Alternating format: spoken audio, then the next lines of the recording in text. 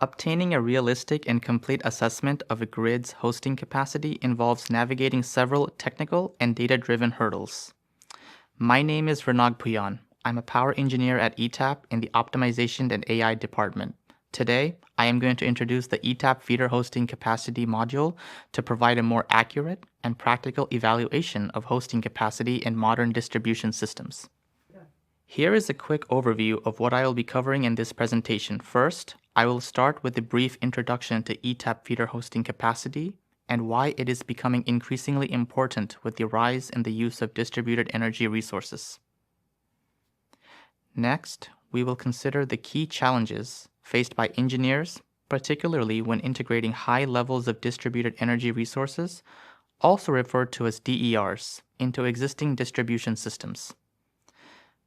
Then, I will provide a product overview focusing on the tools offered by ETAP you can use for this analysis.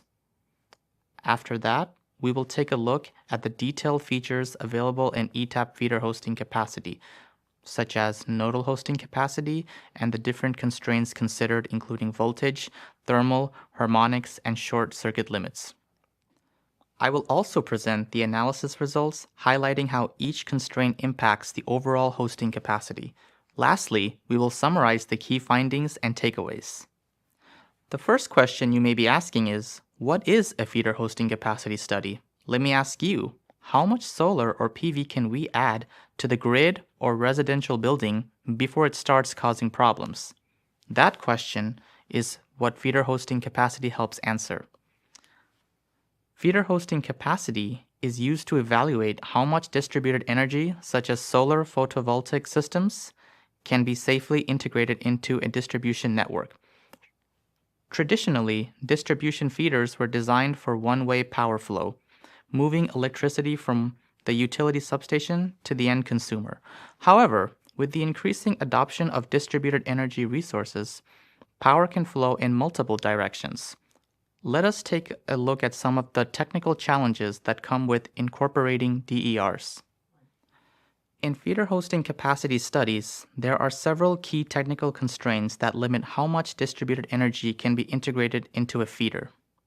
First, voltage constraints are one of the most common limiting factors. As DERs such as solar PV injects power into the system, it can cause voltage to increase, especially at buses furthest from the substation. Next are thermal constraints. As power flow increases, lines and transformers may become overloaded, exceeding their thermal ratings. Protection constraints are also critical.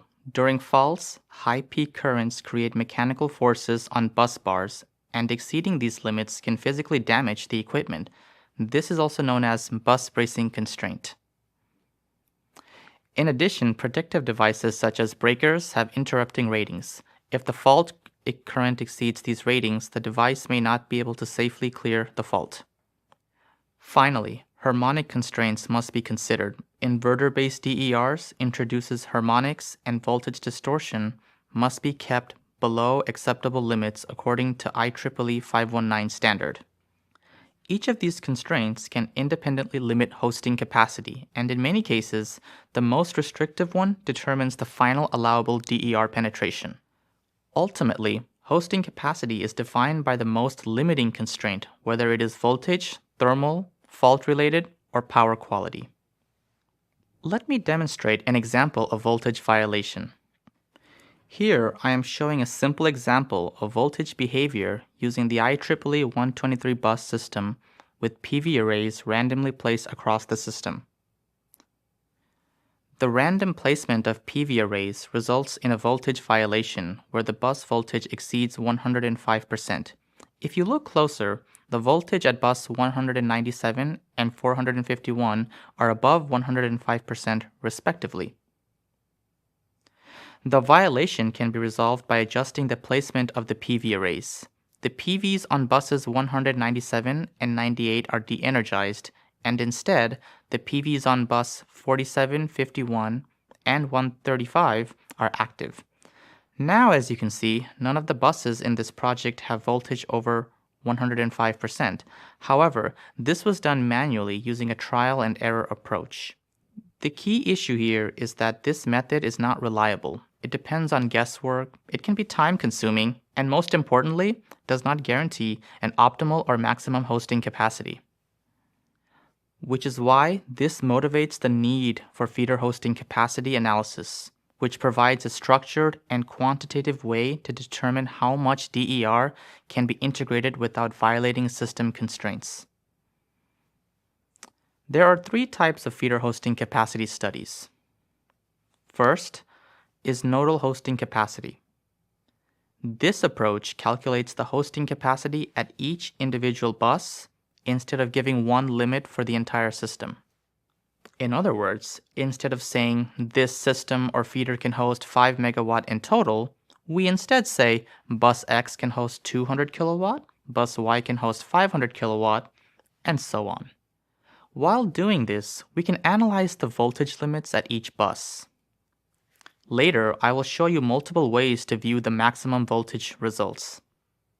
Please note that hosting capacity is not uniform. In other words, some buses will have lower hosting capability. In most cases, the hosting capacity is greater near substation. The second study is stochastic DER optimization. Unlike nodal hosting capacity, instead of asking how much can we host at this particular location, we ask what is the best way to place and size the PVs to maximize hosting capacity. The key objective is to choose optimal locations, determine optimal sizes, maximize total PV penetration, minimize losses, and keep voltages within limits. Earlier, I showed an example of randomly choosing where to place a PV and not get voltage violation. Instead of random PV placement, optimization may suggest larger sized PVs placed near the substation and smaller PV at the end of the feeder. The third study is impact analysis. This evaluates what actually happens to the system when PV is added. For example, when you add PV gradually from 0% to 100% penetration, you can observe when the voltage violations begin. This is crucial for identifying and assessing and mitigating risks associated with changes before they occur.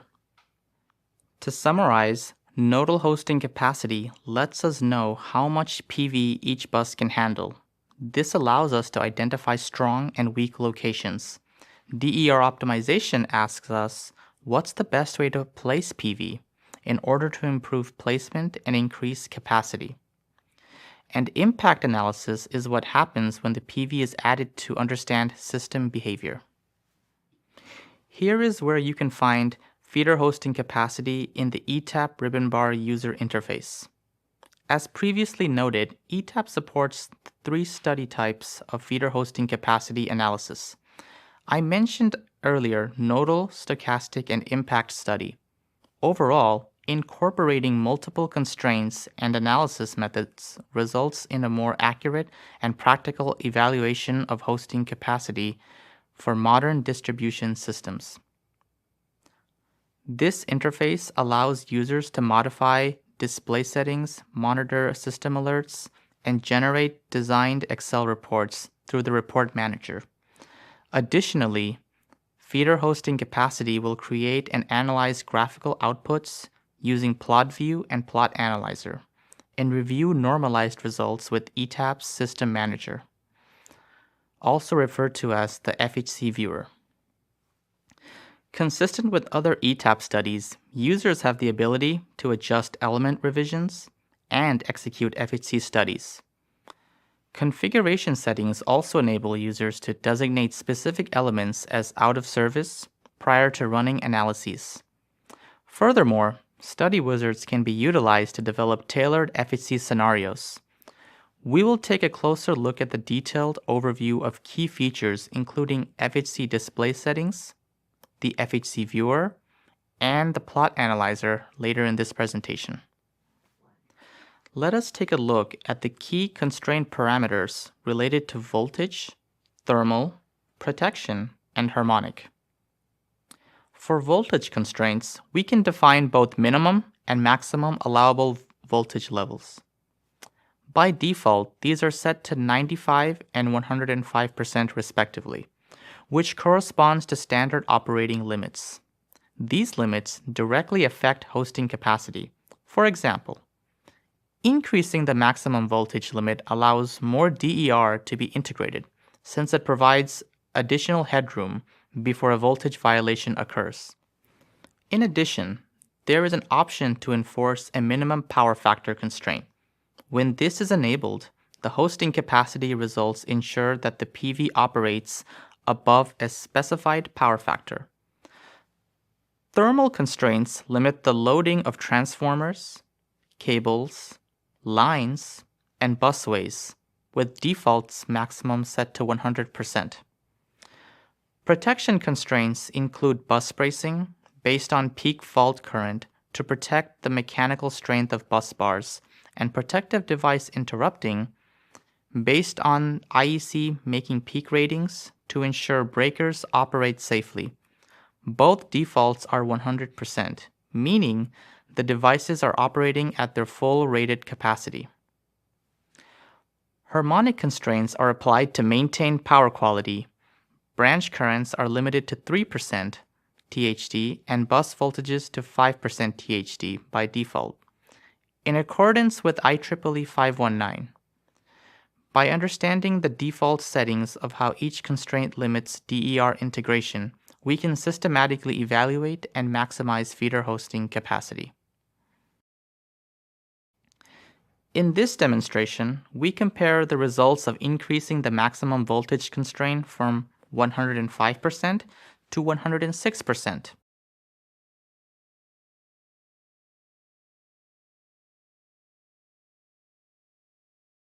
When the limit is increased, we observe that the hosting capacity at one bus increases slightly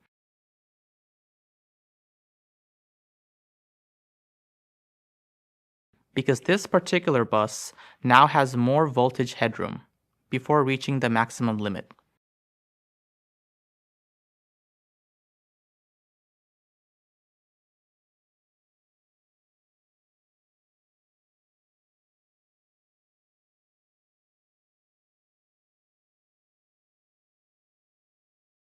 However, most buses do not change, indicating that the voltage constraint is only the limiting factor at specific points along the feeder.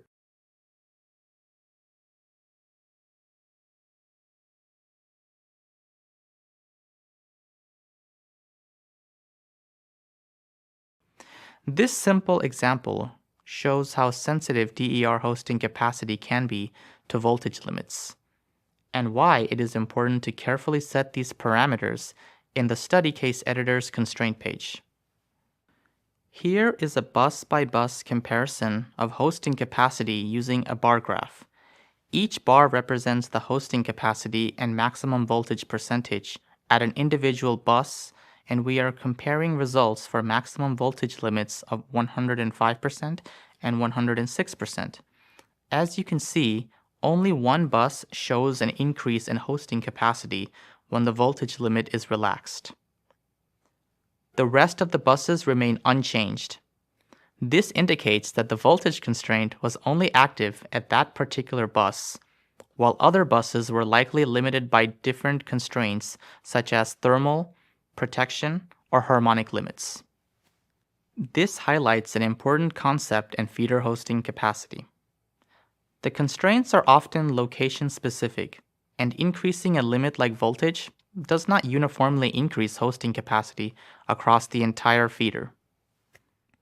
In this video, I will demonstrate how to apply the bus bracing constraint within the analysis. To begin, select any bus element and navigate to the rating page. If the selected standard is IEC, specify the peak bracing current. For ANSI standards, the RMS symmetrical current may also be considered. In this example, a value of 19 kA is assigned to bus 3. Next, within the study case editor, enable the bus bracing constraint by selecting the corresponding checkbox and setting it to 100%. Then run the nodal hosting capacity study.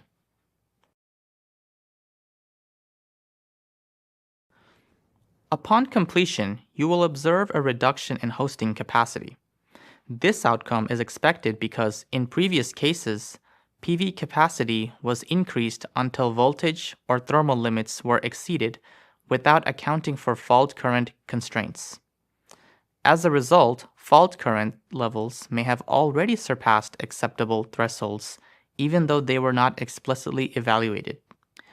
To further clarify, when the bus bracing constraint is not considered, hosting capacity is primarily governed by voltage and thermal limits, allowing for higher levels of DER penetration.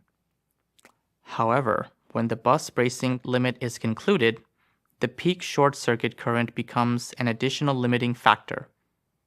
As DER penetration increases, the associated fault current contribution causes the peak current to reach the bracing limit before voltage or thermal constraints are violated. Consequently, the analysis terminates earlier, resulting in a lower hosting capacity. This highlights the importance of incorporating mechanical withstand limits to achieve more accurate and realistic system studies. Now let us look at the short circuit analysis results after applying the bus bracing constraint in the nodal hosting capacity study. For each bus, different fault types are evaluated, including three-phase faults and line-to-ground faults, such as LGA, LGB, LGC, LLGAB, and etc. These represent both balanced and unbalanced fault conditions in the system. The results include both the symmetrical or RMS fault current and the peak fault current. The peak current is especially important here because bus bracing limits are based on the maximum mechanical stress caused during the first current peak. As DER penetration increases, the fault current contribution also increases, and we monitor the peak current at each bus. The hosting capacity is then limited when the calculated peak fault current approaches or exceeds the bus bracing rating. This analysis ensures that the system remains mechanically safe under all fault conditions. If we look at the short circuit results using the ANSI-based bus bracing constraint, we will see that, similar to the previous analysis, multiple fault types are evaluated at each bus, including three-phase and line-to-ground faults. In this case, the results are reported in terms of symmetrical RMS currents, specifically interrupting and momentary values, as part of the ANSI reporting format. It is important to note that in the example that was shown, only the bus bracing constraint is applied, and protective device interrupting limits are not used as a limiting factor for hosting capacity. However, these values still provide useful insight into the fault levels at each bus, and can be used for protection design and equipment evaluation. Overall, this analysis ensures that the system remains within safe operating limits under fault conditions, while focusing on bus bracing as the primary protection constraint. Now, let us take a look at the harmonic bus voltage THD constraint. To incorporate harmonic limits into the analysis, begin by opening the PV array element editor and navigating to the inverter harmonic rating page. From there, you may select a predefined library or apply the IEEE 519 equation, depending on your model preference. The specific settings can be adjusted as needed for the study. Next, in the study case editor, enable the bus voltage THD constraint. You may either define a custom percentage limit or select a rulebook containing predefined voltage and current distortion limits. In this example, a user-defined limit of 5% constraint is applied, meaning that the total harmonic distortion at any bus must not exceed 5%. During the analysis, PV capacity is incrementally increased at each bus, harmonic load flow is executed, and the resulting voltage THD is monitored. The process is halted once the THD at any bus reaches or exceeds the specified limit. When performing feeder hosting capacity studies with harmonic constraints, you will notice that all other selected constraints remain active, with voltage and thermal loading constraints always enforced. Similar to the behavior observed with the bus bracing constraint, the inclusion of harmonic limits typically reduces hosting capacity. Even if voltage magnitude remains within acceptable bounds, well below 105%, the study may terminate earlier when the THD threshold is reached, resulting in a lower allowable PV penetration. Additionally, this project illustrates that as DER penetration increases, downstream harmonic distortion tends to propagate upstream. In other words, higher hosting capacity levels are generally associated with increased THD throughout the system. Finally, if the bus voltage THD constraint is relaxed, for example, increasing the constraint from 5% to 6%, a corresponding increase in hosting capacity can be observed. As demonstrated at bus 1, this adjustment results in a slight increase in the allowable PV capacity. In summary, a harmonic constraint was applied by limiting the bus voltage total harmonic distortion to 5% in accordance with the IEEE 519 standard. Since the DER penetration increased, inverter-generated harmonics accumulated, causing THD levels to rise. In several cases, the 5% THD limit was reached before voltage magnitude or thermal constraints were hit, thereby reducing the overall hosting capacity. This highlights the importance of incorporating power quality limits when evaluating DER integration. Here is another way to visualize the FHC results. The overall results of the nodal hosting capacity study in ETAP's FHC viewer. First, we show the hosting capacity at each bus, which indicates how much DER can be integrated at each location before hitting a constraint. In addition, we track the maximum bus voltage across the system to ensure that voltage limits are not exceeded. We also monitor the maximum voltage total harmonic distortion, also known as VTHD, at each bus to verify compliance with the 5% limit. Finally, we evaluate the maximum branch loading percentage for each line to ensure that thermal limits are not violated. By combining these results, we can identify which constraint, whether voltage, thermal loading, or harmonics, is limiting the hosting capacity at each location. You may notice that the short circuit results are not included. That is because I did not apply these constraints in the study case editor, but if I did, then these results would also be included. In this example, let's look at what happens if you select the protective device interrupting constraint. I set the protective device constraint at 100%. In the recloser element, choose a library with ANSI or IEC standard.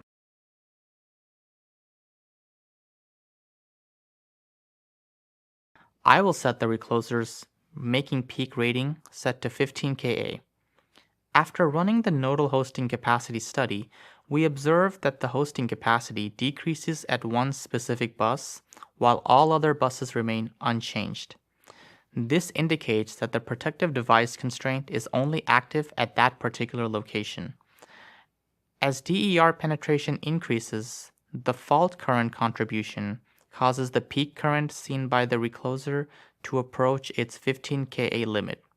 Once that limit is reached, the hosting capacity at that bus is restricted.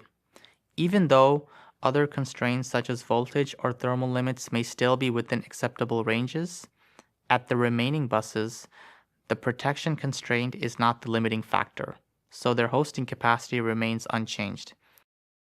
This again highlights that hosting capacity is highly location dependent, and different constraints can dominate at different points in the network.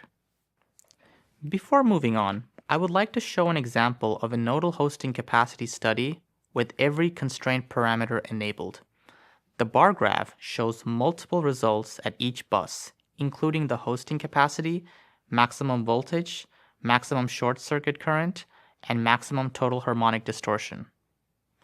By comparing these values, we can identify which constraint is limiting the hosting capacity at each location.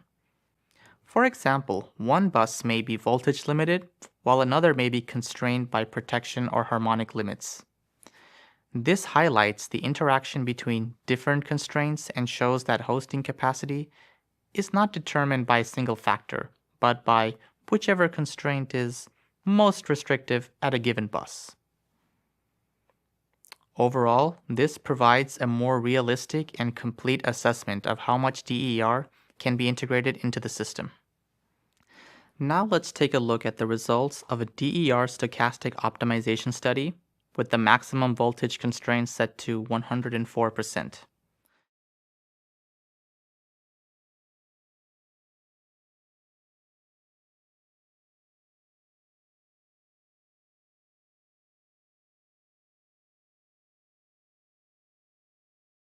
The plot divides the results into three regions: green, yellow, and red, based on feasibility. The green region represents operating points where DER penetration is fully acceptable, with all constraints satisfied and voltage levels well within limits. The yellow region represents a transitional zone. These points may still be acceptable, but only as long as the voltage does not exceed the maximum limit of 104%. So they require careful consideration. The red region represents unacceptable operating conditions, where the voltage exceeds the defined limit and violates system constraints.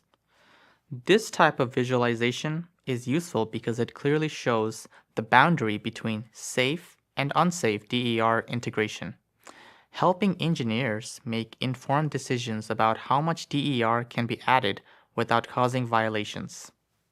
In these results of the stochastic DER optimization study with thermal constraints applied, the transformer loading is limited to 100%, while the cable, line, and busway loading limits are set to 200%.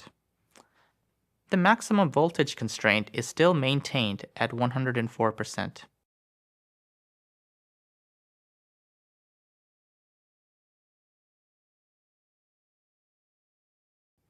Compared to the previous case, we now observe a larger green region in the plot, indicating that more DER penetration levels are considered feasible. This suggests that the thermal constraints, particularly with higher limits on lines and cables, are not the dominant limiting factor in this scenario. Instead, voltage constraints are still playing a more significant role in restricting hosting capacity. Overall, this demonstrates how adjusting constraint limits can directly impact the feasible operating region and highlights the importance of identifying which constraint is truly limiting the system. Here are the results of the stochastic DER optimization study with the harmonic constraint applied. Specifically, the bus voltage total harmonic distortion, or VTHD, is limited based on the IEEE European standard. This standard defines acceptable harmonic levels to ensure proper power quality in the system. As DER penetration increases, inverter-based resources introduce harmonic currents, which can lead to increased voltage distortion across the network. In this analysis, any operating point that exceeds the allowable VTHD limit is considered unacceptable. The results show how harmonic constraints can restrict the feasible DER region, sometimes even before voltage or thermal limits are reached. This highlights the importance of including power quality considerations in the hosting capacity studies, especially at higher levels of DER penetration. I will demonstrate how to use ETAP feeder hosting capacity to perform an impact analysis study with smart inverter control enabled. For this type of FHC study, the focus is primarily on buses with connected PV arrays. To begin, open the inverter element editor and set the control mode to Smart Inverter. Then navigate to the Smart Inverter settings page, where the desired control parameters can be selected. Users may choose to either define custom control curves or select from predefined rulebooks. In this case, the IEEE 1547 rulebook is selected. Based on this control curve, the inverter's reactive power output is expected to remain close to zero. Since the bus voltage is approximately at nominal, around 100%, next, open the study case editor and under the Information tab, enable the Apply Smart Inverter option. Then, proceed to the Impact Analysis page and select the PV array for evaluation. After running the impact analysis, the results show that the maximum bus voltage at bus 4 is approximately 99.95%. As expected, since the voltage remains near nominal, the inverter operates with minimal reactive power injection, which is consistent with the selected IEEE 1547 control characteristics. Here are the results of the impact analysis in the form of a plot. The x-axis represents the PV penetration levels ranging from 0 to 10, while the y-axis shows the maximum bus voltage at the PV connected bus for each level. At each point, we evaluate the voltage changes as PV penetration increases. For example, at penetration level 5, the maximum bus voltage is 99.93%. From the plot, we can observe that the voltage remains close to nominal and within acceptable limits across all penetration levels. This indicates that the system is able to accommodate increasing PV without causing voltage violations at this bus. Overall, this analysis helps us understand how voltage behaves dynamically as PV penetration increases and confirms that the system remains stable under these conditions. In the previous study, we checked to see if the PV injection pushes the bus above allowable limits. In this one, we are running impact analysis with short circuit and harmonic impact capabilities. In this generated plot, the maximum voltage total harmonic distortion helps us assess how inverter-based PV affects power quality. This analysis highlights the local effects of DER integration. For example, even if the overall feeder seems fine, this specific bus may experience higher voltage or THD due to the PV array. By analyzing these metrics together, we can understand which constraints are being approached and plan mitigation strategies. Now, let's look at the comparison of the three main analysis methods used in this presentation: nodal hosting capacity, stochastic DER optimization, and impact analysis. Nodal hosting capacity focuses on determining the maximum amount of DER that can be connected at each individual bus without violating constraints. The result is a clear bus-by-bus hosting capacity limit. Stochastic DER analysis, on the other hand, considers randomness in DER placement and sizing.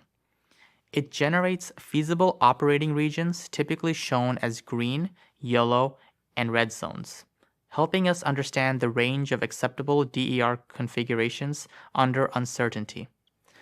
Impact analysis is more localized. It focuses on a specific bus, usually where DER is connected, and evaluates how much key parameters such as voltage, short circuit current, and harmonic distortion change as DER penetration increases.